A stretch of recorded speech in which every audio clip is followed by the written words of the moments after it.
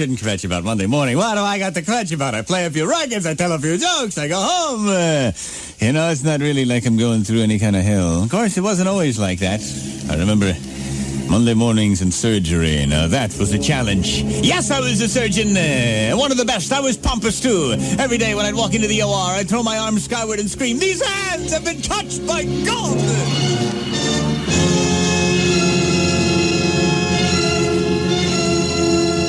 But as godlike as we like to think of ourselves, we in the medical profession occasionally would make mistakes, too.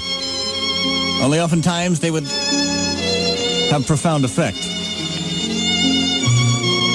Oh, we had our trifling mistakes. One of them that was kind of amusing. I remember one time we had a nurse swallow a razor blade. She gave herself a tonsillectomy, a hysterectomy, an appendectomy, and cut off the finger of a close friend.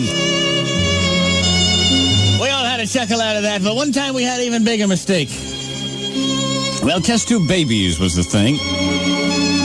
And a lot of people that had been unable to conceive had come to us for help. And I remember I was dealing with this family, the Johnsons, an all-American family, and we did what was necessary to provide for test tube fertilization. We did the implantation, and everything appeared to be normal. Until I got the report back from the lab. It turned out there had been a mix-up. A mix-up in the lab. You see, Mrs. Johnson's husband was barren, so we had a numerous, vials down there to provide so that Mrs. Johnson could conceive normally. Unfortunately, we were breaking in a new guy down there, and they all got confused. So I had to call the Johnsons in and said, "There's a slight hang-up here." And they said, "Something wrong with the baby?" I said, "No, nothing's wrong with the baby. The baby's fine. We're just not exactly sure what kind of baby you're going to be having." She said, "What do you mean?" I said, "Well, we had a little mix-up down in the lab, and your baby is either going to be Indian, Hispanic, Chinese, or black." They looked at me and said, "What are you saying, doctor?" I said, "I'm saying your baby's either going to come out saying, honey, honey, ba-da-da-da-da-da-bamba, aso, or boom, shakalaka."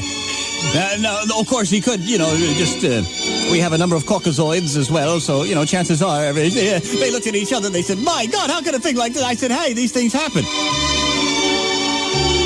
I said, "Of course, now we could terminate." They said, No, never. Mrs. Johnson jumped up and she said, "My God, doctor, I love it as my own. I don't care what it is. Can you tell?" I said, "No, you can't. There's no way to tell in advance. Human beings are human beings. They don't show up in any tests any different. I mean, let's face it, we're all..." She said, "Okay, well, I'll love that baby no matter what it is, because I want a baby, and I want love. Isn't that right, Harvey?" And she turned to Mr. J. He said, "That's right. We'll love that baby. We'll make it ours because we want a child."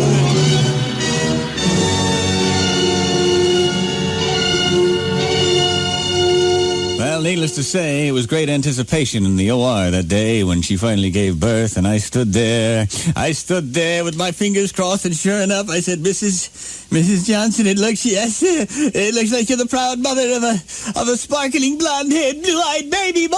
And everybody cheered, hooray! Mr. Johnson had tears running down his cheeks. They would have loved a baby. What is the difference it makes? But this way is a little less awkward for the whole. So everybody was yelling and screaming. We had a celebration, and me and Dr. Blasnalis were standing there watching as they left with the baby.